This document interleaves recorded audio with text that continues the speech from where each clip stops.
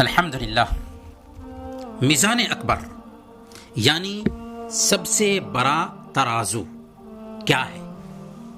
خطیب بغدادی رحمہ اللہ نے اپنی کتاب الجامع لاخلاق الراوی و آداب السامع میں سفیان بن عیینہ رحمہ اللہ کا یہ قول نقل کیا ہے۔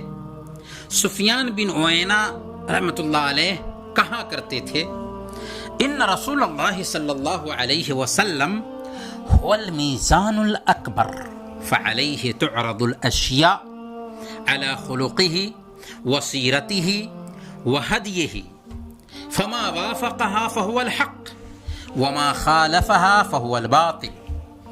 بے شک اللہ کے رسول صلی اللہ علیہ وسلم سب سے بڑے میزان اور ترازو ہیں، آپ پر ہی چیزیں پیش کی جائیں گی، آپ کے اخلاق، آپ کی سیرت اور آپ کے اسوہ پر۔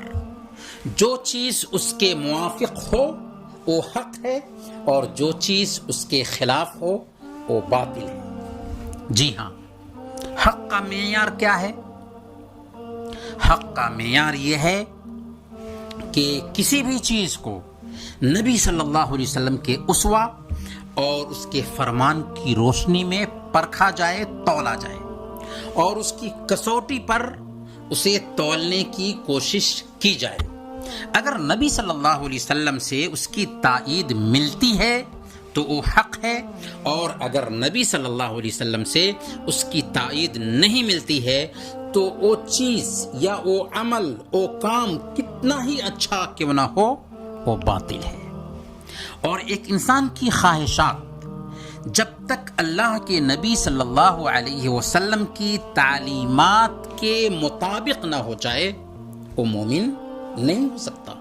اللہ تعالیٰ نے فرمایا سورہ الاحزاب آیت نمبر 36، وَمَا كَانَ لِمُؤْمِنٍ وَلَا مُؤْمِنَةٍ إِذَا قَضَى اللَّهُ وَرَسُولُهُ أَمْرًا أَن يَكُونَ لَهُمُ الْخِيَرَةُ مِنْ أَمْرِهِمْ۔ کسی مومن مرد اور کسی مومن عورت کو یہ حق نہیں ہے کہ جب اللہ اور اس کے رسول کا فیصلہ آ جائے تو ان کو اپنے معاملے میں اختیار حاصل ہو۔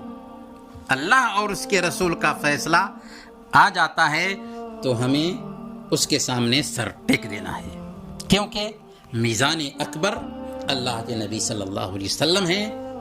حق اور باطل انہی سے پتہ چلے گا، کون سی چیز حق ہے اور کون سی چیز باطل ہے۔ پیارے نبی صلی اللہ علیہ وسلم کے اخلاق، پیارے نبی صلی اللہ علیہ وسلم کی سیرت اور پیارے نبی صلی اللہ علیہ وسلم کی حدیث پر پیش کر کے اس کے حق اور باطل کا پتہ ہم لگا سکتے ہیں۔